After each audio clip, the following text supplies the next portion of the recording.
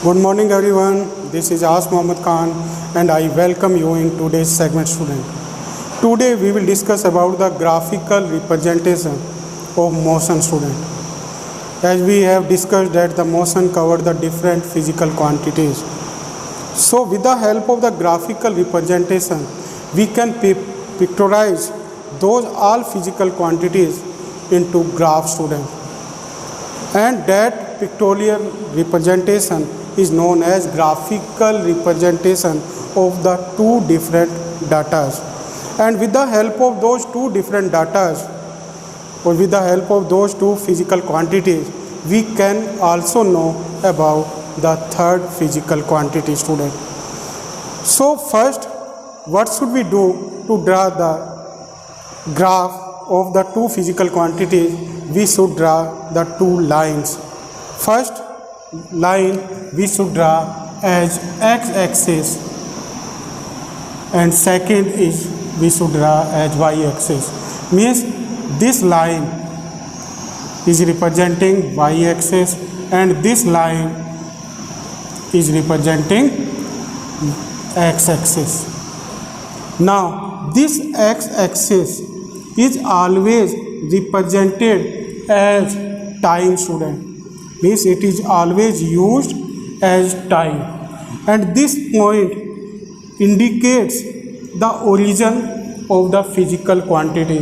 Means this point is used as origin of the initial position student. It is O and we can also say it 0. So today we will discuss about the graph of the distance time graph. So this x-axis is used as time and time is measured as second, and distance it is as distance. This y-axis is used for distance student and we measure it as meter. So now we will discuss the question that are given in this. When a train is at rest on a railway station. Rest means student when the object does not have any motion. Then that condition is known as stationary condition, or that condition is also known as rest. Means the object is at rest, and this situation we can also use when we stand the automobile transport like car or bikes in the parking. At that time they are at rest position. So when a train is at rest on a railway station, then how will we draw the graph of that? Means object does not cover the distance. That's why the graph that we will get, it will be parallel to the time or it will be parallel to the x-axis. So this type of graph we will get in this condition student. Means we will get this type of, means it is distance, and with the help of this distance and time, what can we know? We can know about the velocity or we can know about the speed. So here the speed is 0 because the object is not covering any distance student. It is standing on the same distance. Means if it is 60, then it is not covering the distance. That's why we can say that the train is at stationary position, means it is in rest.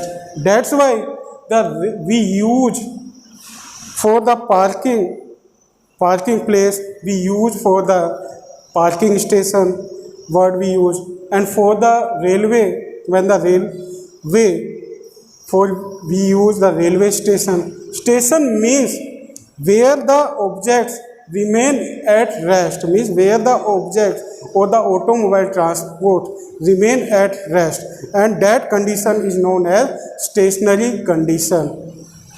So this type of graph we will get.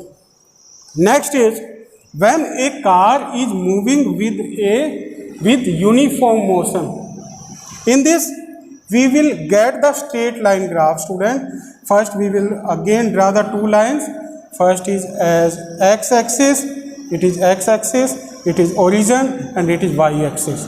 This x-axis we use as time, and time is measured as second, and this y-axis we use as distance, student, distance, and distance we measure as meter we measure.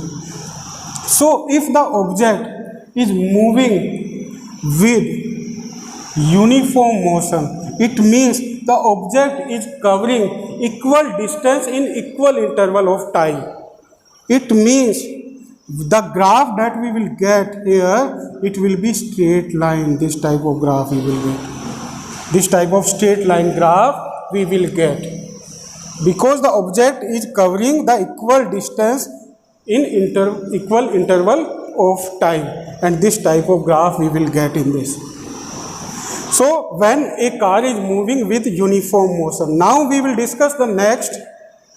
When a car is moving with non-uniform motion, this we will do.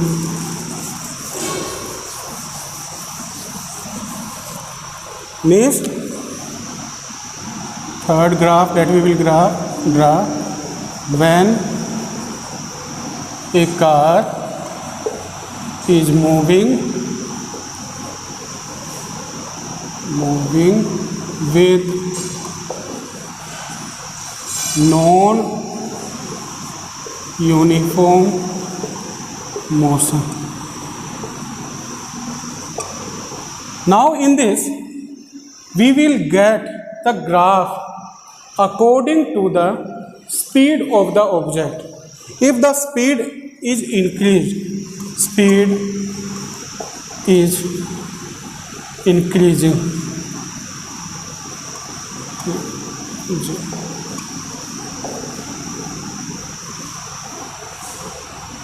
if the speed is increasing, then this type of graph we will get, student.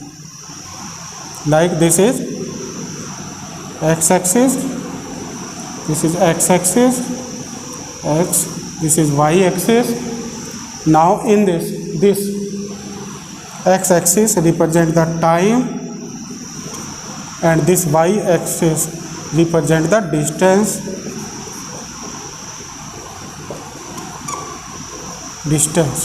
Distance is measured as meter, time is measured as second, because they are the SI unit of them. Now in this, the graph that which speed is increasing means, so when the speed is increased, student, when we get this type of graph is known as parabola graph or the slope graph, student, because here the slope is here, student. So it is speed is in this, the speed is increasing. It is the first graph. If the speed is decreasing, then this type of graph, student, we will get this type of graph. And it is in this, in the second, the speed